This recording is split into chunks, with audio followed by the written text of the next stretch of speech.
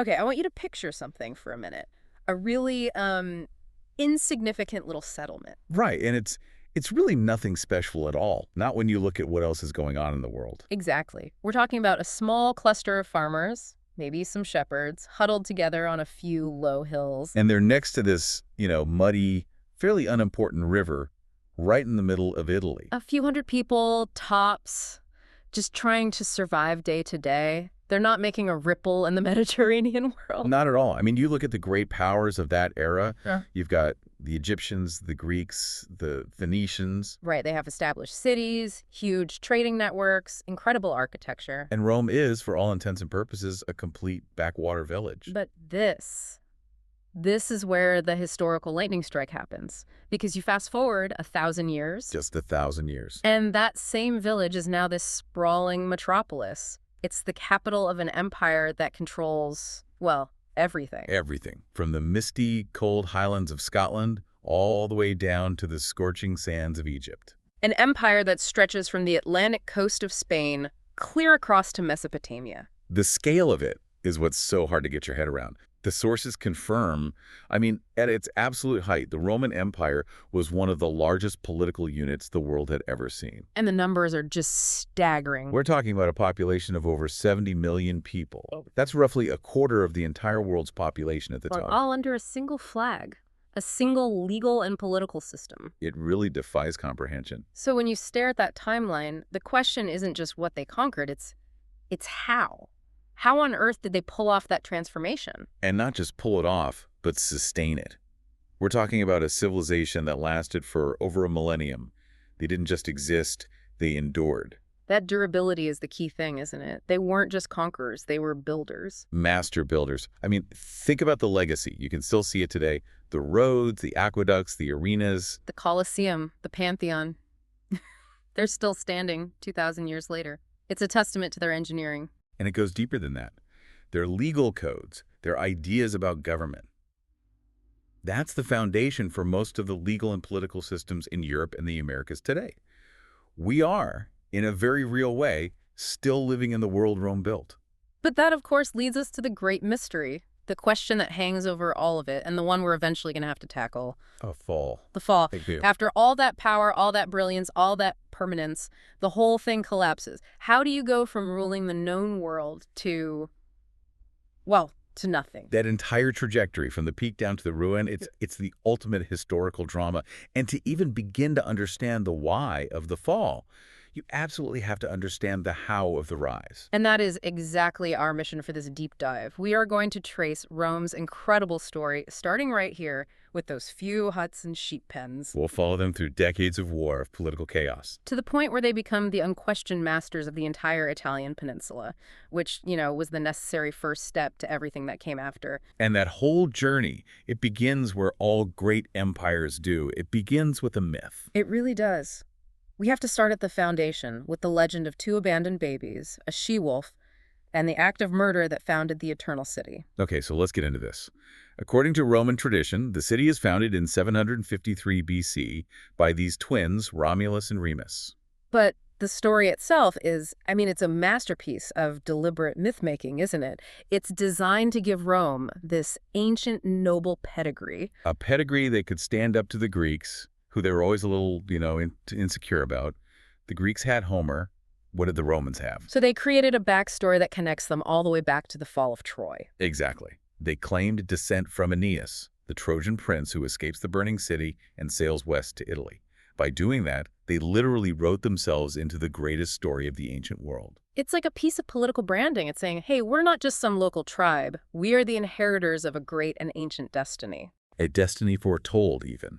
Because the story goes that Aeneas' descendants founded the city as Alba Longa, and the gods themselves had told Aeneas his people were destined to rule a mighty empire. That's a pretty convenient prophecy to have on your side. It's political gold. It establishes that Rome's power wasn't just some accident of history or conquest, but the fulfillment of a divine plan. Okay, so let's fast forward a few generations from Aeneas. We're in Alba Longa, and there's trouble. The rightful king, Numitor, gets overthrown. By his younger, much more ruthless brother, Amulius, a classic usurper. And Amulius wants to make sure Numitor's line is completely extinguished, so he kills all of Numitor's sons. But there's a loose end. Numitor's daughter, Rhea Silvia. She could theoretically have children who could one day challenge his rule. So what does he do? It's a clever and incredibly cruel political move. He forces her to become a Vestal virgin. This was a position of huge public honor, but it came with an unbreakable vow of celibacy for life. And the punishment for breaking that vow was Being buried alive. So Aemilius thinks he's solved the problem. No heirs, no threat. But as the legend goes, destiny has other plans, or maybe the gods do. Mars, the god of war himself, visits Rhea Silvia, and she gives birth to twin boys, Romulus and Remus. Aemilius is furious. He's been outmaneuvered by a god. He knows he has to get rid of these babies immediately. So he does what any ruthless ancient king would do. He orders them to be drowned in the Tiber River, which was flooding at the time as a death sentence. But the servant who's supposed to do the job just can't bring himself to do it. He can't. So he puts the infants in a basket, sets them adrift on the river, and hopes for the best. And that basket eventually washes ashore right at the base of what will become the Palatine Hill. And this is where we get the most iconic image of Rome, the symbol of the city. The lupa, the she-wolf. Right. And the story's so powerful because it's so unnatural. A wolf, instead of eating these babies, nurses them. And to really drive the divine connection home, a woodpecker, which was a bird sacred to their father Mars, brings them food. That image, the she-wolf with the two infants, is the enduring symbol of Rome. You see it on statues, on emblems, even today. What does that founding image say about how the Romans saw themselves? I think it suggests a people who saw themselves as blessed by war, through Mars, but also nurtured by the wild, tough, unforgiving Italian landscape. They're not soft, philosophical Greeks. They're survivors. And eventually a shepherd named Faustulus finds them and raises them as his own. Right. And as they grow up, they learn about their true royal heritage. So they go back to Alba Longa, they kill their great-uncle Aemilius, and they put their grandfather Numitor back on the throne. But they don't want to just stick around. They decide they're going to found their own city right there at the sacred spot where the she-wolf saved them. The site was perfect, near the Tiber. So good for transport, but up on 7 hills, so it was defensible. But this is where the whole thing goes wrong. The first great conflict. It's a disagreement over where to build. Romulus wants the Palatine Hill, Remus wants the Aventine. But it's not really about the geography, is it? The deeper issue is who's going to be the founder, whose name goes on the city, who gets to be king. So they decide to let the gods settle it. Using augury, they're going to watch the flight of birds. Remus, on the Aventine, sees 6 vultures first. He thinks he's won. But then Romulus, over on the Palatine, sees 12. An immediate deadlock. Who wins? The one who saw them first or the one who saw more? The ambiguity just fuels the fire, and the argument escalates. The most famous version of the story has Remus mocking the low walls that Romulus had started to build. He contemptuously leaps over them. And for Romulus, that's it. That's the last straw. It's an act of treason, a violation of his sacred boundary. So he kills his own brother, and his words are maybe the most important line in all of early Roman history. So perish anyone who leaps over my walls. And the city, named Roma after Romulus, is officially founded on April 21st, 753 BC, in the blood of his twin. And this is the core insight for us. That dark foundation, that act of fratricide, it sets this cold, pragmatic, ruthless tone for Roman politics for the next 1,000 years. It's a statement, isn't it? It's not just anger. It's an absolute statement of principle. The state, the boundary, political victory. That is more important than anything, even family. The willingness to eliminate any threat, even one from inside your own family, to secure the state, that becomes a recurring theme in Roman history. It's a heavy start. A very heavy start. Okay, so after the fratricide, Rome is ruled by kings for the next 2.5 centuries. Tradition says there were 7 of them, starting with Romulus. And it's important to say the historical accuracy of all 7 is, up for debate.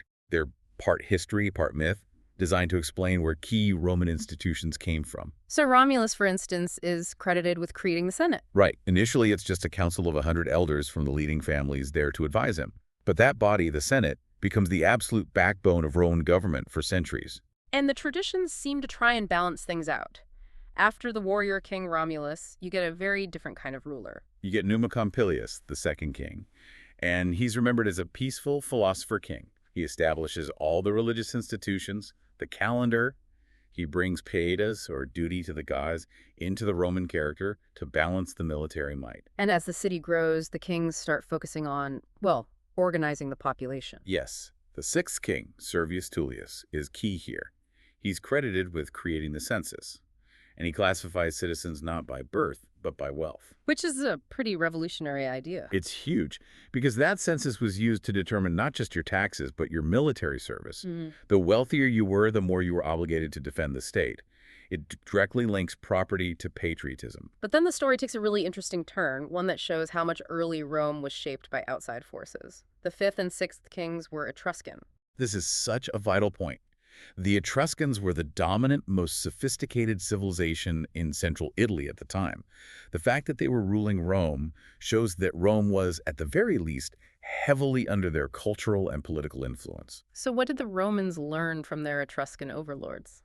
They basically got a crash course in how to be a real civilization. The Etruscans taught them about advanced engineering, religious rituals, the alphabet. This is when Rome goes from being a collection of huts to a proper city. The change was monumental. They got paved streets, grand temples like the Great Temple of Jupiter on the Capitoline Hill, and maybe most importantly, they got the Cloaca Maxima, The Great Sewer. an incredible feat of engineering. It drained the swampy lowlands between the hills, which created the usable public space that became the Roman Forum. They also got the symbols of power, like the fasces, the bundle of rods, and an axe that symbolized a magistrate's authority. So the very infrastructure and symbols of Roman power were essentially imported. And that experience, I think, of being ruled by outsiders, it instills two things: a deep, deep distrust of absolute, unchecked power, but also this pragmatic willingness to adopt and improve upon any foreign idea or technology that worked. But that period ends in tyranny and revolution. The last king, Tarquinius Superbest Tarquin the Proud. He really lives up to his name. He's the textbook tyrant. He ignores the Senate, executes his rivals, uses forced labor. He rules by fear. But just like with the founding of the city, it isn't the slow, grinding tyranny that causes the break. It's a single, shocking event. The ultimate catalyst. It's the crime committed by his son, Sextus Tarquinius. He rapes a noble and universally respected woman named Lucretia. And Lucretia's response is what becomes the founding story of the Republic. She tells her husband and father what happened, makes them swear an oath of vengeance, and then right in front of them, she kills herself with a dagger. For her, the dishonor was just too much to bear. It was a stain on her family's name. Her sacrifice was the spark. It was the ultimate personal tragedy that ignited a massive political revolution. The leader of that revolution is Lucius Junius Brutus, a relative of Lucretia's. He pulls the bloody dagger from her body and swears an oath. He swears that Rome will expel the Tarquins and will never again be ruled by a king. And in 509 BC, they succeed. The royal family is kicked out, and Brutus declares the birth of the Roman Republic, an experiment in government designed from the ground up to prevent another king from ever taking power. Let's look at that structure, because it's a direct response to the trauma they just went through. At the top, they have two consuls. Elected every year. Why two? That's the first safeguard. Power is immediately divided. But more importantly, they had equal power, and either consul could veto the actions of the other. Which sounds like a recipe for total gridlock. How did they ever get anything done, especially in a war? That's a great question. And the answer is that the system relied on culture as much as law. There was this powerful tradition, the mos maiorum, the way of the ancestors, that demanded consensus and cooperation for the good of the state. But they did have a sort of emergency button, right? The dictator. Yes. In a time of absolute military crisis, they could appoint a single dictator who would have total power. Yeah. But, and this is the crucial part, only for a maximum of 6 months. After that, he had to give the power back and could be prosecuted for anything he did. It was a temporary solution, not a permanent office. So they solved the problem of the king. But there was this huge internal problem still festering, the conflict between the Patricians and the Plebeians. And this conflict, the struggle of the orders, nearly tore the new republic apart from the inside. The Patricians were the old aristocratic families, the elite who controlled everything. And the Plebeians were everyone else, the farmers, the craftsmen, the soldiers who were actually fighting the wars. But for the first century of the republic, only patricians could hold the major offices. The plebeians had all of the obligations, but none of the power. Which led to one of the most amazing moments in political history, the secession of the plebs in 494 BC. It's like an ancient general strike. It was revolutionary. The plebeians, fed up with debt and their lack of rights, just left. They didn't fight. They walked out of the city en masse and said they were going to found their own city. So the entire workforce and the entire army just walks off the job. What happens in Rome? Absolute panic. The economy grinds to a halt. And worse, the city's completely defenseless. The patricians had the power, but they had no one to fight their wars or grow their food. They had no choice but to negotiate. And that negotiation leads to what I think is the most brilliant political invention of the early republic, the tribune of the plebes. A radical concession. They create a new office, the tribunes, elected only by the common people. And these officials were given an incredible power called sacrosanctitas. Which means? It means they were physically untouchable. To harm a tribune was a religious crime, punishable by death.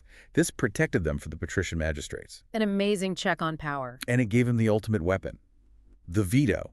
A tribune could literally stand up in the forum and say, veto, I forbid, and stop any law or action that he felt harmed the common people. So what we're seeing here is the real source of Rome's strength. It's not just military might. It's this incredible political flexibility, this willingness to compromise internally to avoid breaking apart. Exactly. By solving these internal conflicts, they achieved a level of social cohesion that allowed them to turn all their unified energy outward onto the rest of Italy. And with that internal stability, they begin this relentless campaign of expansion, conquering neighbor after neighbor. And the engine of that conquest was the Roman legion. It was a military game changer. So how was it so much better than what everyone else was using, like the Greek phalanx? Well, the phalanx was a terrifying weapon, this solid wall of spearmen, but it was rigid. It only really worked on flat, open ground. If the terrain was uneven or if you broke that front line. The whole thing could just collapse into chaos. Exactly. The legion was designed for flexibility. It was broken down into smaller, more maneuverable units called maniples and later cohorts. They could adapt to any terrain and could reform on the fly. Let's talk about their weapons, because they were so practical. The battle starts with the pilum. The heavy javelin. Legionaries would throw a volley of these just before making contact, and the pilum was designed with a soft iron shank that would bend on impact. So it was designed to break. Yes. So the enemy couldn't pull it out of their shield and throw it back. More importantly, it would get stuck in their shield, weighing it down, making it useless. It was brilliant. It disarmed the enemy before the real fight even began. And then once the enemy line is disrupted, they move in with the legendary gladius. The short sword. In the chaos of a melee, there's no room for big swinging cuts. The Romans figured out that a short stabbing sword used from behind a huge shield was much, much deadlier. And that shield, the scutum, was a weapon in itself. A massive curved shield that covered most of their body. They would form a shield wall, punch forward with the heavy metal boss in the center to knock an enemy off balance, and then deliver a quick fatal thrust with the gladius. It was methodical, disciplined butchery. But even the best army isn't enough. The thing that really defined their conquest of Italy was just their stubbornness, their persistence. You see that perfectly in the Samnite Wars. They fought these tough mountain people for over 50 years, and they took some crushing defeats. The most famous being the disaster at the Caudine Forks. An entire Roman army was trapped and forced to surrender. The Samnites inflicted the ultimate humiliation. They made every Roman soldier march under a yoke of spears, a symbol of enslavement. For any other power, that would have been the end. They would have sued for peace. But not Rome. They just refused to quit. They repudiated the treaty, raised a new army, and went right back to fighting. They simply would not accept defeat as a final outcome. And we see that same persistence when they come up against Pyrrhus of Epirus, one of the greatest generals of the age. Pyrrhus comes to Italy to help the Greek cities in the south, and he brings a professional army and a secret weapon the Romans had never seen: war elephants. And at first, the Romies are routed. Pyrrhus is just a better tactician. He wins battle after battle. He does. But his victories come at a staggering cost.